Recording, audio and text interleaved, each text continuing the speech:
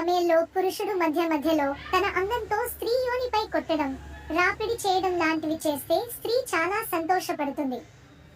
అంగప్రవేశం జరిపేటప్పుడు పురుషుడు తన నోటి యొక్క ఉమ్మిని అంగానికి రాసినట్లయితే స్త్రీకి సులువుగా అంగప్రవేశం జరుగుతుంది.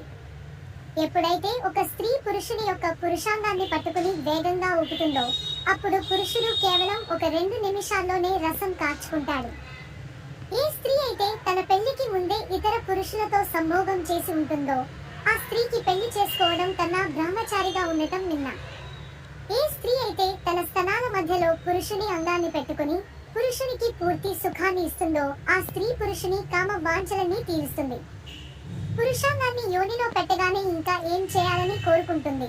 తమ రొమ్ములను ఓర్తాలని, పెదాలపై ముద్దులు పెట్టాలని, యోనిని చేతితో తాకాలని కోరుకుంటారు.